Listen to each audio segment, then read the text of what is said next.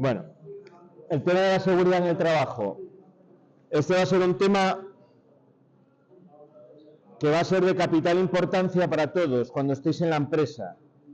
Y es de capital importancia porque os va la vida en ello. No sé si estáis al tanto de las noticias, pero este año en Asturias la siniestralidad laboral, accidentes de trabajo, está aumentando muchísimo. Ha habido varias muertes, hubo uno en el Musel, en una operación de carga o descarga de un barco con una grúa que cayó, hubo otro con un, que fue, me parece que accidente eléctrico, que hizo contacto con una línea. Bueno, ha habido varios accidentes mortales. En el trabajo, en la prevención de riesgos, el término mala suerte no existe. No es una cuestión de suerte, sino que es una cuestión de prevención. La prevención está articulada, sabéis, porque lo estáis viendo en el módulo correspondiente, en donde veis lo de seguridad, que está articulada por la Ley de Prevención de Riesgos Laborales, ¿vale? Esa Ley de Prevención de Riesgos Laborales luego se desarrolla en una serie de reglamentos. Hay uno que es el de riesgo eléctrico, el de EPIs, hay un montón de reglamentos. Y luego hay varias directivas europeas que se han ido asimilando a las legislaciones nacionales que también regulan el tema de seguridad. Por ejemplo, para nosotros, en nuestra parte, el reglamento de seguridad de máquinas, que de hecho se está renovando actualmente. Hay un nuevo reglamento de seguridad de máquinas del 2023 que entrará en vigor ya de manera 100% obligatoria en España en enero del 27. Pero bueno, ya es de aplicación.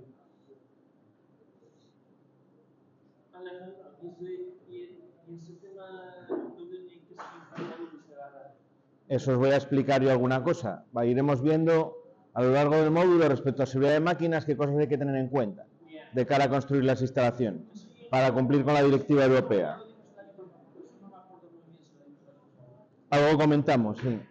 Entonces, lo que vamos a hacer en este tema va a ser ver con detalle todos los temas de seguridad que tocan al tipo de trabajos relacionados con nuestro módulo. ¿Vale? Venga, las fichas de seguridad.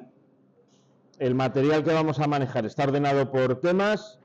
Empezamos con el orden y limpieza.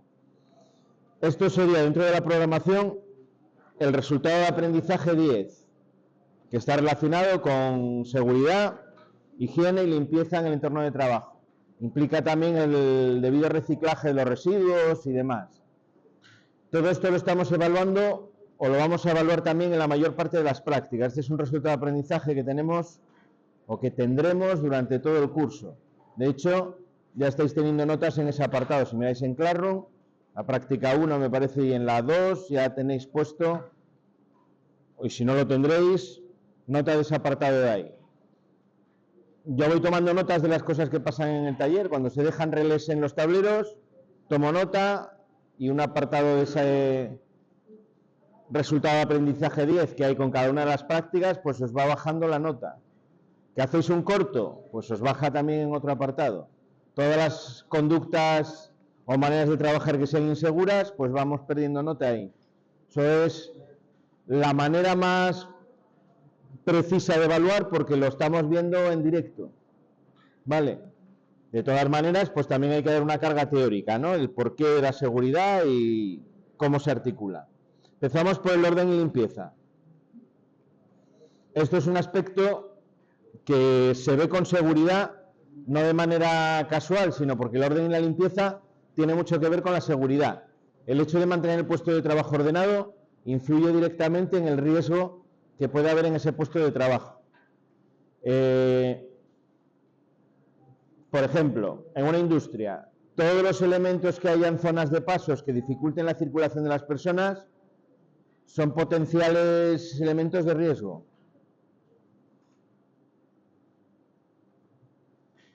Un tropezón, una caída, te está obligando a lo mejor en un momento a esquivar la zona de paso natural y a adentrarte en una zona a lo mejor donde tenga una parte móvil de una máquina, etcétera, etcétera. Por eso es de vital importancia.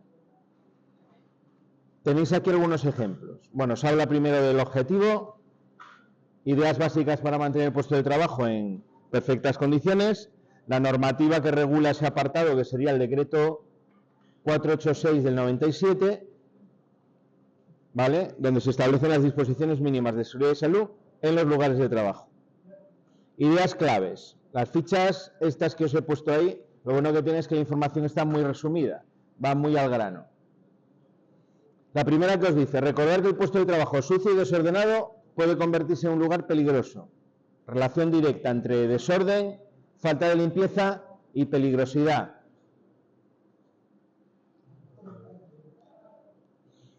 Una primera medida que tenéis que aplicar en vuestro trabajo para poder trabajar en condiciones de seguridad es la formación y la información.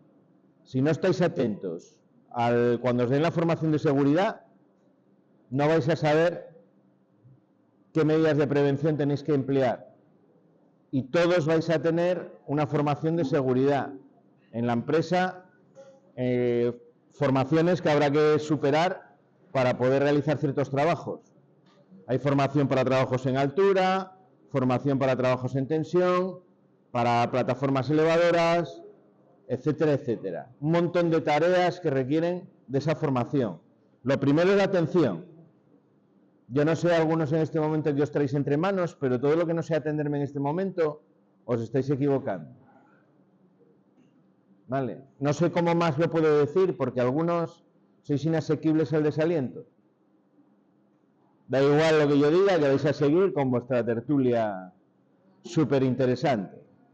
Bueno, yo voy a seguir explicando. Las zonas de paso, lo que habíamos dicho, y de circulación y salidas libres de obstáculos.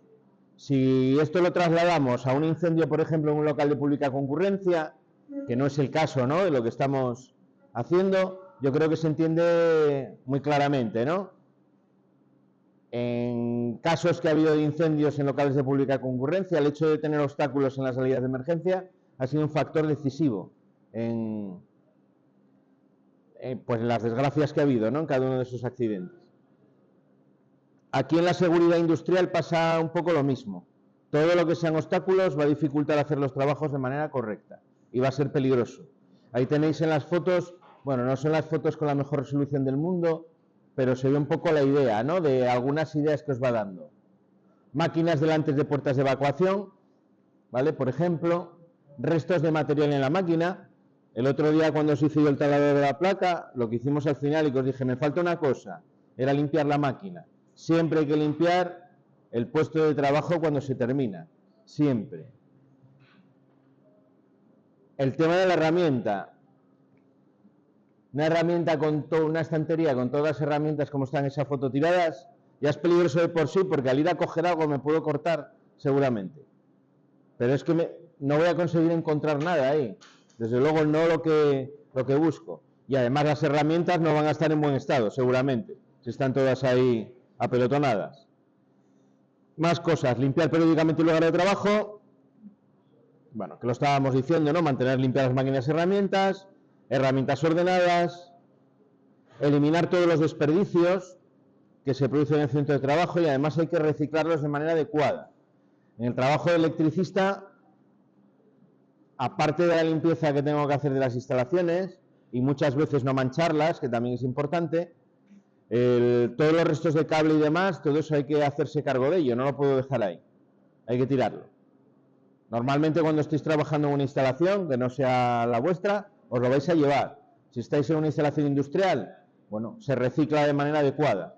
Habrá vías para poder reciclar los restos de cable, para poder reciclar las lámparas, bueno, todos los residuos que se puedan producir ahí. ¿Vale?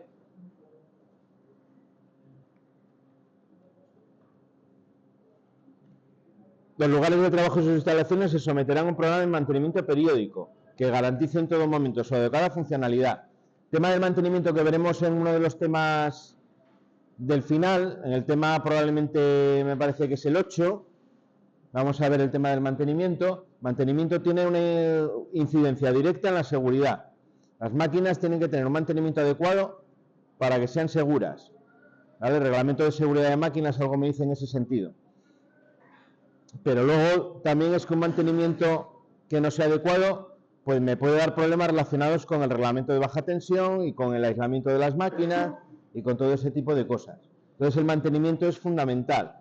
Las máquinas tienen que funcionar de manera adecuada. Bueno, ahí tenéis varios ejemplos también en las fotos de abajo de lo de los residuos, ¿no? Y demás. Más cosas, equipos de protección individual. Venga, de esto ya sabéis porque ya lo visteis. Equipos de protección individual son todas esas cosas que el trabajador se pone encima para evitar riesgos en el caso de un trabajo. Los equipos de protección individual son el último recurso para un trabajador cuando va a realizar una tarea. Antes de llegar a las medidas de protección individual, se tiene que haber aplicado medidas de protección colectivas. Eso lo habréis visto porque está en la Ley de Prevención de Riesgos Laboral. Y son prevalentes todas esas medidas colectivas sobre las individuales. Cuando queda o pueda quedar todavía algún riesgo que no he conseguido eliminar con las medidas colectivas, es cuando tengo que recurrir a los EPIs. El empresario tiene la obligación de proporcionarle los EPIs y tiene la obligación de proporcionarles formación de cómo usarlos. El trabajador también tiene la obligación de, si va a realizar algún trabajo que él crea que requiere alguno de sus EPIs o que tenga la seguridad que requiere alguno de sus EPIs, tiene que pedirlos, ¿vale? El trabajador también tiene la obligación de conservarlos en buen estado y verificar cuando los va a usar que están en buen estado. Tened en cuenta que hay EPIs que caducan. Los EPIs no son eternos. Por ejemplo, todos los EPIs que se basen en gomas, las gomas caducan. En un coche tengo que cambiar la distribución cada X tiempo, ¿vale? O cada X kilómetros. ¿Por qué cada X tiempo? Porque si lleva correas, por ejemplo, de goma, esas correas de goma, aunque el coche lo tenga quieto en el garaje, van a ir perdiendo sus cualidades. Se va a llegar un momento que la distribución puede romper. Lo mismo pasa con los guantes aislantes, por ejemplo, para trabajos en tensión.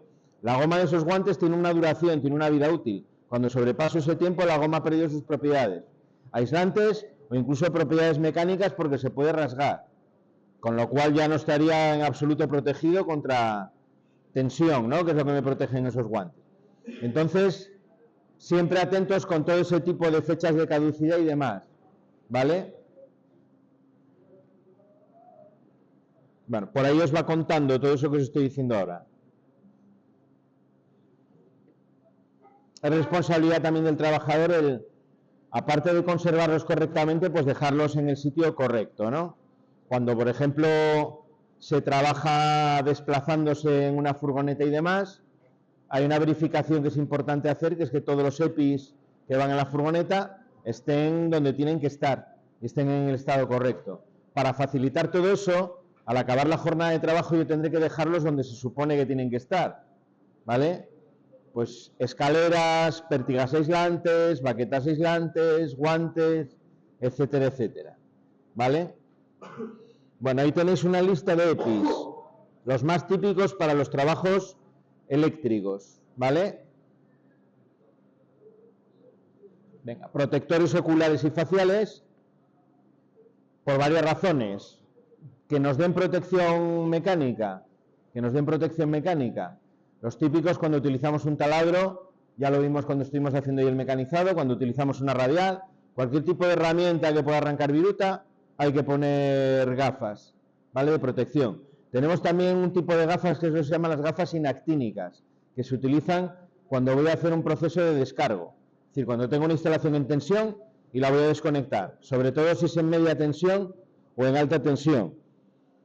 Esas gafas me van a proteger los ojos de un arco eléctrico. Si se produce un arco eléctrico, por abrir, por ejemplo, un seccionador en carga, ese arco eléctrico me puede quemar los ojos. Pues esas gafas me van a proteger de esas quemaduras. Unas gafas normalmente con un tinte más bien oscuro. No son como gafas de soldar, son gafas que tú puedes, de hecho, ver perfectamente los ojos de quien las lleva puestas. Pero bueno, suficiente para que en el caso de que se produzca un arco, le protejan en ese caso al trabajador. Tenemos también las pantallas faciales, que también se usan con la misma finalidad. Normalmente las pantallas se colocan en el casco y sirven también para esa protección contra arcos eléctricos en el caso de un descargo, por ejemplo. Luego tenemos protecciones auditivas, sobre todo dentro del ámbito industrial. Cuando voy a estar con maquinaria con un elevado nivel de sonoridad mantenido en el tiempo, aunque no tenga unos picos de sonido muy elevados, ese sonido mantenido puede dañar también la audición. Hay que poner protecciones. Tenéis ahí una foto de las dos más típicas. Los tapones expansibles y las que son tipo casco, ¿no? Las vais a ver mucho. El que vaya de prácticas a un tema industrial vais a ver que están muy presentes las protecciones. Luego tenemos el calzado de seguridad. Aquí en el taller eléctrico no lo utilizamos normalmente pues porque no estamos moviendo objetos pesados, ¿vale? Mecánica las tienen dentro de su equipamiento obligatorio porque trabajan con chapa, con perfiles, con cosas que pesan. Tenemos dos tipos así en principio, ¿no? Bueno, hay más tipos, pero de cara a vuestra utilización, dos tipos principales. Tengo las que dan protección mecánica, las típicas botas de seguridad, que tienen un refuerzo de acero en la puntera, para que en el caso de que me caiga algo en el pie, no se aplaste y no sufra daños, ¿no? Y luego tengo las que, aparte de la protección mecánica, me dan aislamiento, que son las que se utilizan cuando voy a hacer un trabajo en tensión. Botas que son aislantes. Bueno, tienen una suela con un determinado aislamiento que me garantiza que a través de los pies no va a pasar la corriente en el caso de que sufra una descarga. Guantes de seguridad, dos tipos también principales, más relevantes, los de protección mecánica, que esos pues son del tipo que os había enseñado, ¿no? Los hay como de cuero, los hay de punto con una protección plástica encima, los hay de muchos tipos, pero bueno, al final todos sirven pues para manejar chapa, para manejar objetos que me puedan cortar. No son guantes anticorte específicos. Los guantes anticorte son unos guantes que solo están hechos con malla de acero, que eso sí me protegen en el caso, por ejemplo, son los que usan en una carnicería, en una pescadería, ¿no? La gente que está cortando ese tipo de alimentos, pues para que en el caso de que se les vaya el cuchillo no se lleven un dedo, no se lleven la mano, ¿vale? No necesitamos ese tipo de protección, normalmente. Nos basta con guantes de protección mecánica. Luego tenéis a su derecha los guantes aislantes, ¿vale? Los guantes aislantes se clasifican por tensiones. Hay guantes hasta 1000 voltios, que son los que utilizaré, o los que utilizaría, por ejemplo, si tengo que abrir una caja general de protección de un edificio, utilizaría los guantes, pues justamente los de ese color. Los de color, como veis, amarillento, son los de 1000 voltios. Luego, hasta 24 kilovoltios, tengo otro tipo de guantes que son de color rojo. De color rojo van hasta 24 kilovoltios. Tengo otro tipo que no recuerdo ahora el color, pero que van hasta 50 kilovoltios. Según lo que vaya a hacer, tengo unos guantes aislantes que se distinguen por el color que tiene. Con los guantes es muy importante, los suelen llevar impreso. Esta marca que tiene ahí verde, no sé si lo veis, tiene como un serigrafiado, ahí suele venir la fecha de caducidad. Hay que mirarla cuando los vaya a usar, que efectivamente están bien. Y se suelen inflar con aire y ver que no tienen ningún tipo de poro. En el momento que un guante aislante tenga un pequeño agujero, un pequeño poro, en el caso de una descarga la electricidad va a pasar por ahí. Es como si no llevase guantes, a todos los efectos. Hay veces que se utilizan, bueno, en el caso de baja tensión solamente, con guantes de protección mecánica encima, ¿vale? Más grandes de la cuenta para que puedan entrar. En media tensión no es posible porque ya el propio guante en sí es bastante grueso y no te van a caber otros guantes encima. Pero en baja tensión a veces se hace para proteger los guantes y que no me rompan. Se pone el guante de protección mecánica y debajo el guante aislante. Pero si te dan una descarga de 500, ¿no lo notas? No. Te aísla completamente. Es más, cuando vas a hacer un trabajo en tensión, no solo vas a llevar los guantes, vas a llevar los guantes, vas a llevar las botas aislantes. Hay veces que incluso te vas a poner encima de una banqueta o de una escalera aislante, con lo cual estás poniendo aislamiento en todo el recorrido posible de la corriente, lo estás cortando en varios sitios, de tal manera que va a ser casi imposible que sufras una descarga. Si produjeses un arco, llevas la protección de la pantalla facial o de las gafas inactínicas que te protege los ojos, ¿no? Del arco que pueda haber ahí. Se suelen usar siempre, también con el tema de los EPIs, a protección redundante, poner varias medidas de protección al mismo tiempo para hacer casi imposible un accidente, ¿no? Bueno, luego tenemos mascarillas que también las vais a utilizar mucho. En el momento en el que hago alguna maniobra que produzca polvo o voy a entrar en cualquier tipo de ambiente donde tenga polvo, es muy conveniente el uso de mascarillas, ¿vale? Contra el polvo. Las mascarillas ya estamos todos familiarizados, ¿no? De unos años atrás con todo lo que pasó. Bueno, en este caso basta con que tenga protección contra polvo, el tipo de mascarilla que vamos a utilizar. Y esto no es una cuestión tampoco irrelevante, ¿eh? Si estamos respirando polvo de manera frecuente, las consecuencias para el cuerpo humano, para los pulmones, son bastante considerables. Aquí en Asturias, con el tema de la minería, pues de todos sabidos, ¿no? Las enfermedades que van asociadas con el hecho de haber trabajado en una mina, donde hay un polvo muy fino que se mete con facilidad en los pulmones. Te destroza los pulmones por dentro completamente. Y luego el casco, el gran marginado de las EPIs. Digo el gran marginado porque el primer EPI que todo el mundo deja de usar es el casco. ¿Por qué el casco? Bueno, porque el casco normalmente es incómodo. Según la época del año, si hace calor, pues encima te va a hacer que sudes. Y no va a ser muy agradable, pero es de las más importantes. En cualquier puesto de trabajo donde haya riesgo de caída de objetos, hay que llevar puesto el casco. En las obras, desde luego, una obra de construcción es obligatorio 100%. Y dentro de una industria es obligatorio según la parte en la que estés trabajando. Si vas a estar trabajando en una zona de la industria donde puede haber movimiento de objetos por encima, lo vas a tener que llevar seguro, ¿vale? Por ejemplo, en una central térmica, según la zona de la central por la que estés, vas a tener que llevar puesto el casco. Al final, normalmente en una central, por toda la central, salvo dentro de las oficinas o dentro del centro de control, que no hace falta. ¿Por qué? Bueno, no es que haya movimiento de objetos por la parte de arriba, pero vas a pasar por muchas zonas donde tengo tuberías que a lo mejor van a esta altura, van por debajo de la altura de la estatura de una persona media, ¿no? Entonces es muy fácil darse un golpe en la cabeza con cualquier elemento de construcción, vigas, tuberías, cadenas de transmisiones de movimientos, un montón de cosas. Por eso hay que llevar casco siempre en ese tipo de instalaciones. En otras instalaciones industriales, donde no hay ese tipo de condicionantes, pues el casco no va a ser un EPI que sea necesario utilizar. Los cascos también tienen sus caducidades, sus tiempos de utilización. Si has sufrido un golpe en el casco, pues lo normal es cambiarlo. Bueno, tienen sus usos particulares ya, también. Casco es muy importante, ¿eh? Digo esto de cara a las prácticas. Si os toca por la ocupación en la que estáis utilizar el casco, no os lo quitéis, por incómodo que sea y por absurdo que parezca en algunos casos, porque no veáis directamente en ese momento el riesgo. Es un elemento que os puede salvar en un momento dado la vida, de llevarlo a no llevarlo. De los EPIs más efectivos que hay, si se lleva puesto y se lleva bien puesto. Hay muchos casos donde el casco hay que llevarlo con el barbuquejo puesto. El barbuquejo es la cinta que me sujeta por la barbilla, el casco. Pasa lo mismo que con las motos. Si llevo el casco mal puesto, hay veces que es lo mismo que no llevarlo.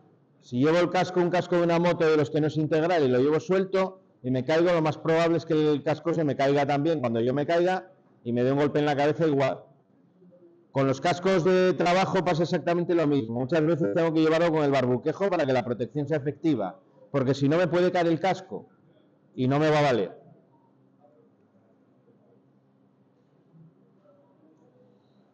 Venga, herramientas manuales. De esto también, a raíz de la práctica, hemos estado comentando alguna cosa. Primera norma de oro con las herramientas. Primera norma de oro, que influye en la seguridad y en su utilización normal también. Tengo que utilizar cada herramienta para el trabajo para el cual está diseñado, ¿vale? Hay muchas veces que estoy trabajando y no tengo en ese momento la herramienta adecuada y utilizo otra herramienta que no es para esa funcionalidad. Mal hecho.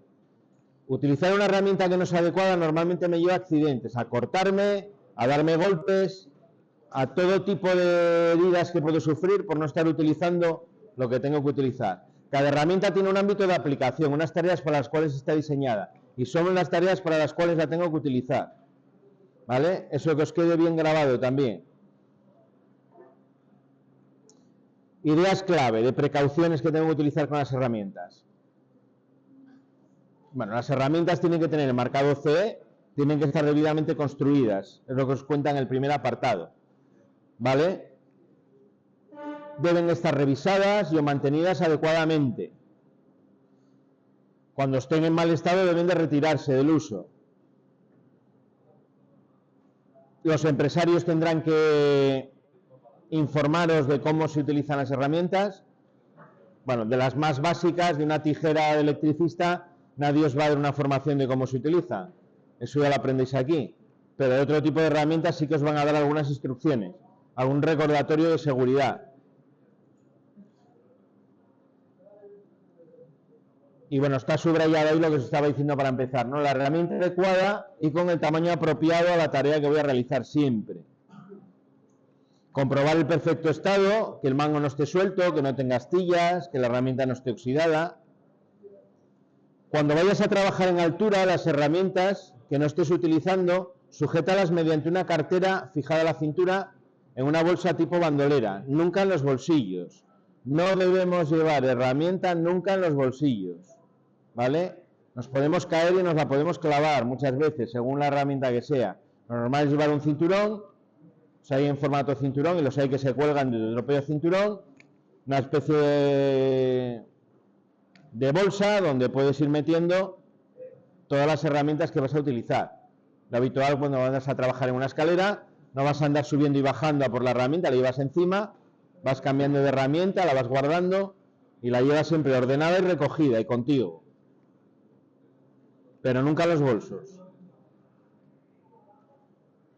Y lo que decíamos al principio, guardar las herramientas en lugar seguro y de manera adecuada, ¿no? Protegidas. Si tienen filo, protegido. Las herramientas más usuales, alguna cosa sobre cada una. Destornilladores. Adecuados a la cabeza del tornillo, lo que os dije el primer día, esto repetimos mucho. ¿Vale? ¿Para qué? Pues para evitar que se me vaya de la mano, que se me deslice, para no dañar el tornillo sobre todo. Porque si utilizo uno más pequeño voy a comer la cabeza del tornillo. Nos puede dañar las manos también, nos dice ahí, si no es el adecuado. Los alicates están diseñados para sujetar, doblar y cortar. No se puede utilizar como martillo, ni para aflojar tuercas. Sí puede utilizarlo en un momento dado para sujetar una tuerca, pero no para aflojarla. Es decir, la puedo sujetar por un lado y actuar por el otro lado en el tornillo, por ejemplo, con un destornillador. Pero no para, como llave, ¿no? No para sustituir una llave fija, por ejemplo. Las llaves de boca fija hay que utilizarlas en perpendicular al tornillo, ¿vale? O a la tuerca que estoy utilizando sobre ella y que sean del número adecuado también. Las tuercas que normalmente los tornillos hexagonales que os vais a encontrar son de tipo métrico, es decir, los que de norma europea, y normalmente van en milímetros, de 10, de 11, de 12, de 13, etcétera, ¿no? Las llaves siguen esa misma medida, es decir, cada tuerca va a tener una llave fija exactamente de su medida. Hay que utilizar siempre la adecuada.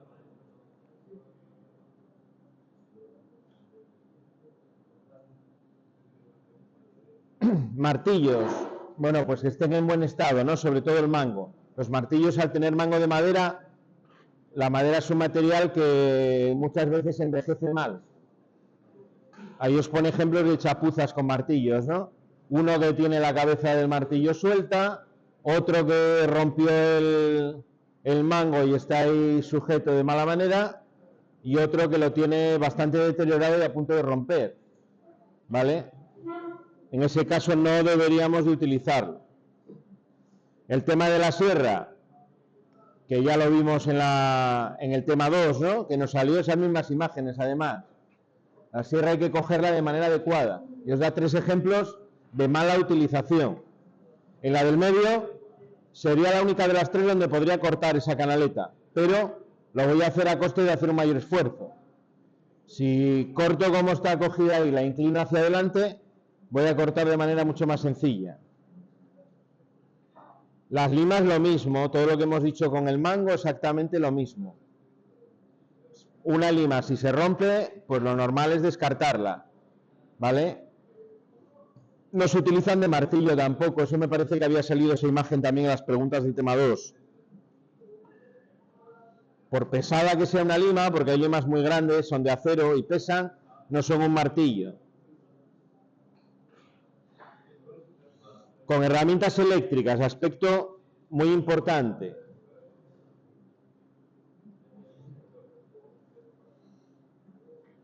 No utilizarlas nunca sin toma de red eléctrica, sin enchufe.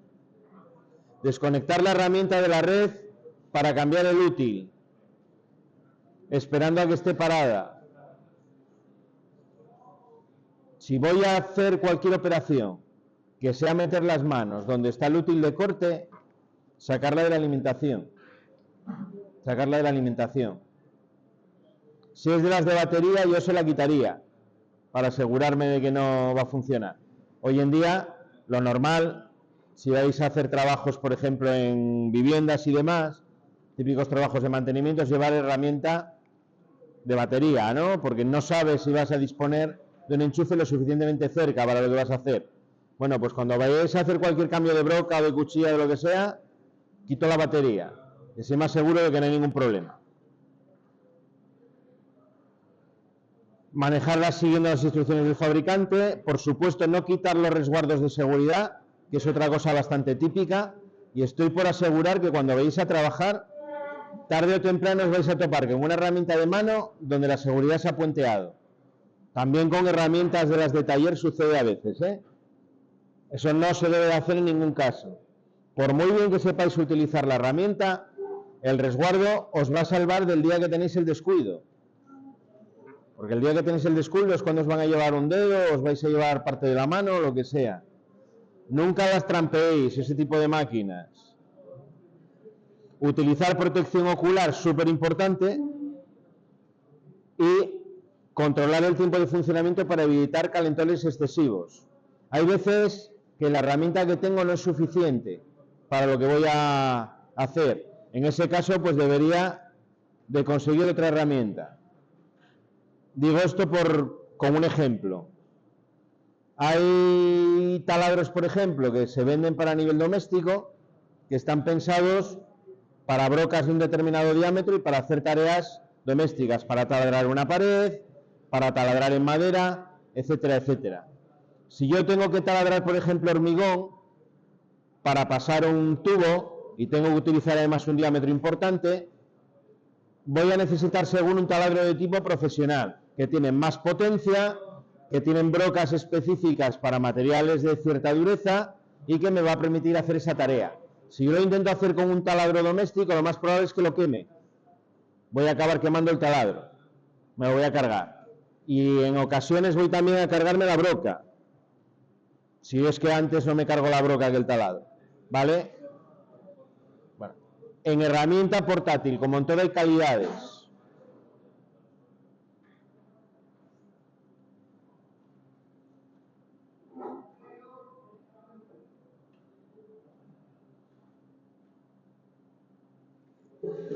Otro aspecto muy importante. Este también os va a tocar tarde o temprano utilizarlo en el puesto de trabajo. El tema de las escaleras. Vale, con las escaleras yo resumiría toda la información que os doy en sentido común. Hay usos de las escaleras que en cuanto los veáis hacer a otro, os vais a dar cuenta de que está mal. Vale, vamos a ir repasando, vamos a dar un repaso a todas las que nos pone ahí. Y luego tenéis una imagen en el PDF, pues de una señalización precisamente de seguridad de escaleras que nos da ya la pista, ¿no? De manera visual de qué usos de la escalera no son los adecuados. Bueno, fijaros cómo es importante el tema de escaleras, que hay un montón de normas UNE y de decretos que os cita ahí, ¿no? 4 en concreto. 2 decretos y 2 normas UNE. El accidente con una escalera es el típico. Hay muchos accidentes por mal uso de una escalera. Es un accidente muy típico. Por eso hay tanta normativa al respecto. ¿Vale? Bueno, normas para utilizar la escalera.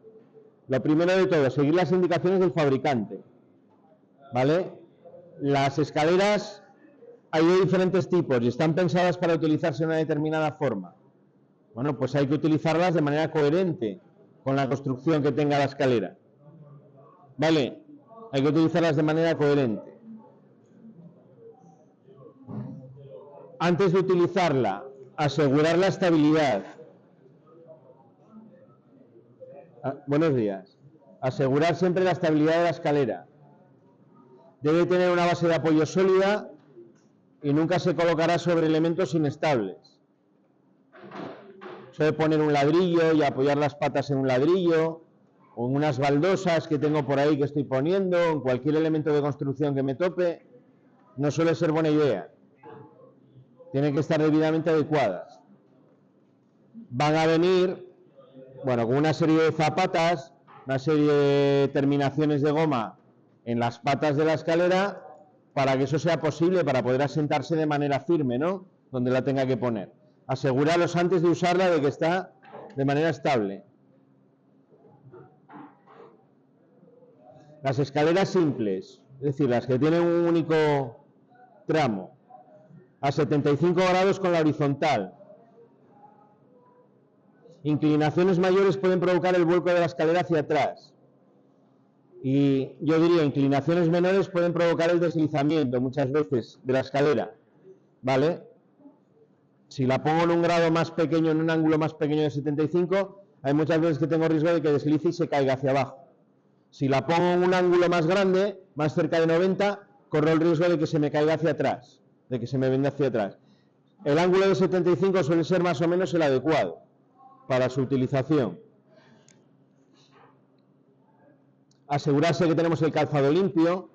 Es muy fácil resbalar de un escalón y caerse también. Y muchas veces pasa porque estoy, por ejemplo, en exterior y llevo barro en las botas y cuando voy a subir resbalo. Bueno, asegurarse de que tengo el calzado lo más limpio posible.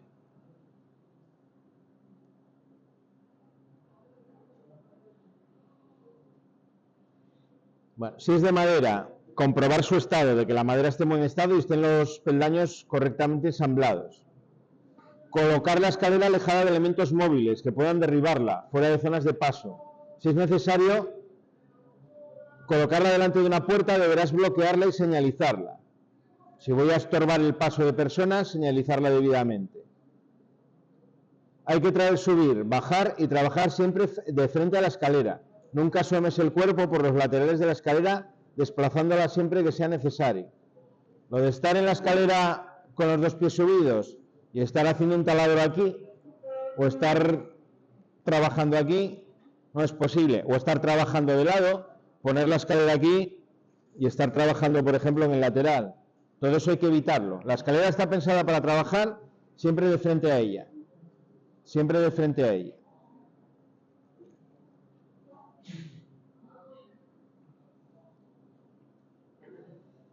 Y aseguraros también, porque esto lo he visto yo en algunas prácticas, cuando era tutor de CCT, de trabajar de manera cómoda en la escalera. Para poder estar estable en una escalera, tengo que tener una postura cómoda. Pasó una vez un compañero vuestro de hace muchos años, de grado superior, y unas prácticas, que se cayó de una escalera. Y cuando fui a la empresa y me contaron el por qué, era para matarlo. No se mató en la caída, simplemente se hizo un poco de daño en una muñeca. Se retorció la muñeca y se le solucionó enseguida. Pero fue por un uso completamente negligente. El de la empresa le dijo, estaban poniendo sensores de movimiento de estopor y una alarma. Y le dice, pon el sensor, vamos a poner el sensor, marca lo más alto que puedas. El tío puso la escalera, se subió, se puso casi en los últimos peldaños de la escalera, se estiró y con el lápiz, casi de puntillas, marcó un punto para hacer el taladro. Cogió, bajó, conectó el taladro, puso la broca, subió para hacer el taladro y claro, había marcado ahí arriba, tuvo que ponerse de puntillas con el taladro aquí. Cayó para atrás. Completamente desequilibrado. Aunque la escalera esté bien puesta a 75 grados y el centro de gravedad lo echas fuera de la base de la escalera, te vas a ir para atrás. Se cayó. Tuvo suerte que la escalera no estaba a mucha altura y simplemente al caer apoyó la mano y se retorció un poco la muñeca. No le pasó nada más. En 2 semanas estaba como nuevo. Pero fue un accidente muy tonto por no utilizar la escalera bien. La escalera tiene que utilizarse de manera que yo sepa que voy a poder trabajar de manera estable y cómoda con lo que estoy haciendo. Si voy a hacer un taladro, el taladro tendré que hacerlo aquí, no ahí arriba. Tendré que ponerme y justo en recto en el centro donde voy a taladrar, de tal manera que pueda coger el taladro con las dos manos y en perpendicular, ¿vale?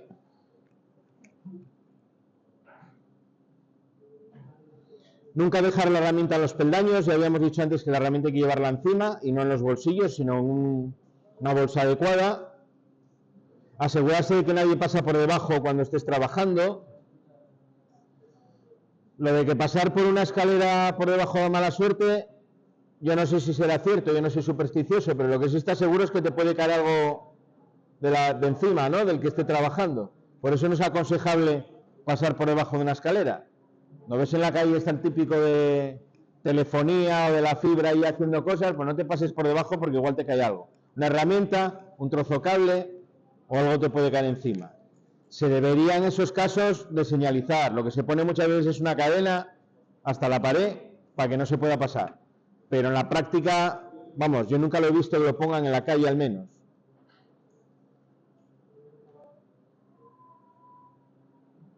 Si la escalera es de tijera, de las que tienen dos tramos, que se apoya en sí misma, en medio va a tener un tensor. Hay que asegurarse de que el tensor está bien puesto, ¿vale? Un tensor que su función es mantener la escalera abierta y que no se pliegue en ningún caso. No se debe pasar de un lado a otro por encima, ni trabajar nunca a caballo. A caballo quiere decir con una pierna en cada lado de la escalera, ¿no? Un lado y en el otro. No están pensadas para trabajar así. Están pensadas nuevamente para trabajar de frente a ellas en uno de los dos lados. Las escaleras son de uso individual, no se deben de subir dos personas a la escalera. No están pensadas para soportar el peso de dos personas muchas veces. Revisar las escaleras periódicamente, mantenerlas limpias. Bueno, el mantenimiento que nos decía para la herramienta también es trasladable a las escaleras. Sobre todo las zapatas que son de goma y es lo primero que va a romper de la escalera seguramente, ¿vale? Se van a rajar, además están en contacto con humedad. Si las llevo en la típica furgoneta que van arriba, pues les va a dar el sol y esa goma va a tener una duración. Pues habrá que estar pendiente para cambiarla. Si hay que transportar una escalera, se hace plegada. Se apoya sobre el hombro y en su parte media y colocar la parte delantera hacia abajo. Normalmente se coge en el hombro sobre la mitad y la parte delantera más baja que la parte trasera, ¿vale? También tengo que ser consciente de la longitud que tiene cuando me mueva, ¿no? Por los sitios, para no golpear a nadie ni nada.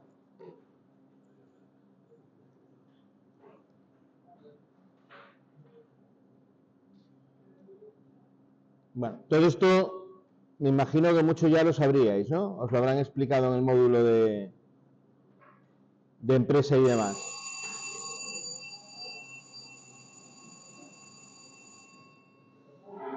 Ahora lo que se trata, o aquí con esto lo que se trata es que en todas estas cosas, lo que vayamos haciendo en el taller, hay que tenerlo en cuenta. Por ejemplo, con la práctica que estamos haciendo de la placa y el carril, no puede haber nadie trabajando en el taladro sin las gafas de seguridad.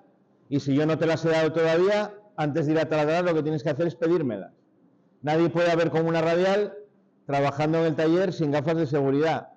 O con un taladro, exactamente lo mismo. Son normas para aplicar, no normas para saberse de memoria, sino para saberlas en práctica, o para ponerlas siempre en práctica. Bueno, lo último que vamos a ver hoy, lo empezamos a ver y mañana lo completamos. Seguridad de máquinas. Bueno, como este módulo, sobre todo el tipo de electricidad que se ve de tipo industrial, pues hay que saber que las máquinas están también reguladas en su construcción. Cuando un fabricante fabrica una máquina, por grande que sea, una máquina puede ser desde una máquina herramienta pequeña hasta una línea de producción entera que se considera una máquina, ¿vale? Y que un fabricante te puede vender.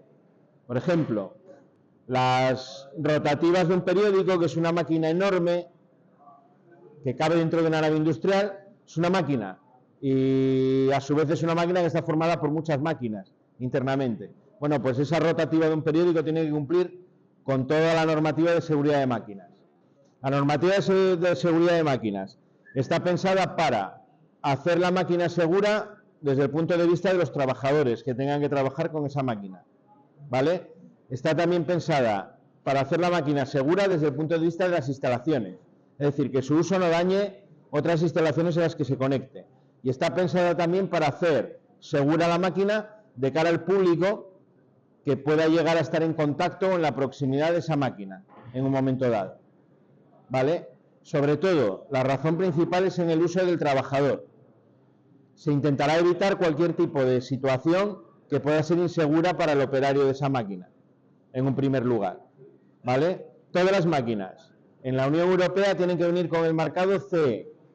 Ya veremos mañana, concretaremos alguna de las disposiciones de las máquinas, pero en principio lo que sería, primer punto que hay que fijarse es que venga con el marcado CE, ¿vale? Porque eso os va a garantizar que cumple con toda la normativa europea de seguridad de máquinas. Marcado CE son estas dos letras que viene...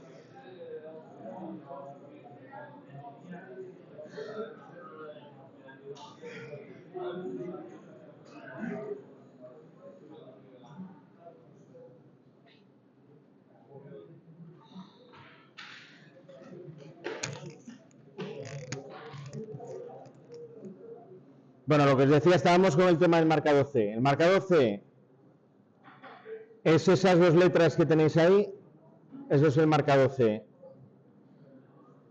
¿Vale? Suele aparecer en algún tipo de placa o de distintivo en la máquina. El marcado C garantiza, o con el marcado C el fabricante está garantizando de que cumple con toda la normativa europea de seguridad de máquinas. Si es una máquina herramienta, por ejemplo, pues lo que se hace es enviar, cuando empiezan a producir la máquina, suelen enviar un laboratorio de certificación para que le hagan una serie de ensayos de que cumple, ¿no? Con la norma de compatibilidad electromagnética, con el tema de los aislamientos y aparte con el tema de seguridad de máquinas.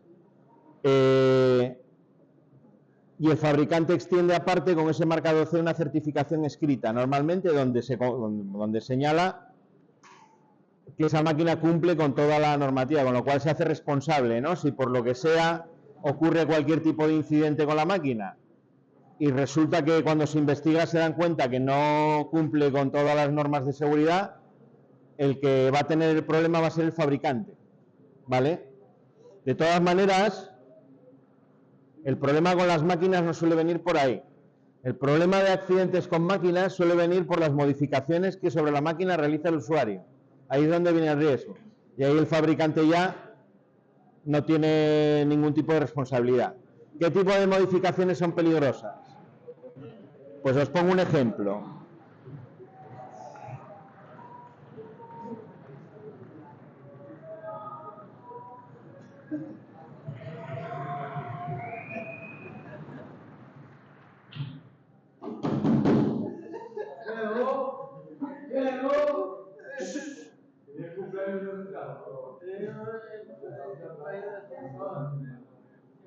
Os pongo un ejemplo del tema de las modificaciones. Aquí hace unos años una empresa que cerró en Oviedo, que tenía maquinaria de mecánica bastante pesada, hizo una donación de máquinas al colegio, al taller mecánico. Y cuando esas máquinas se instalaron y tal, después de un tiempo se empezaron a poner en funcionamiento, resulta que la mayor parte de ellas tenían los resguardos puenteados. Las máquinas llevan normalmente unos finales de carrera, por ejemplo, pues en las pantallas que está delante del útil de corte, que si yo abro esa pantalla la máquina se para. Bueno, pues esos finales de carrera estaban puenteados de tal manera que la máquina estaba funcionando, abrías el resguardo y la máquina seguía funcionando, con lo cual el operario podía meter la mano en la zona de corte con la máquina funcionando. Eso no era porque las máquinas no tuviesen su marcado y demás, muchas venían con sus hojas de certificación y de máquinas, era porque en esa empresa con el tiempo habían ido modificándolas. Se estropeaba a lo mejor el final de carrera de la pantalla y en vez de sustituirlo y poner otro bien, lo que hacían era puentearlo.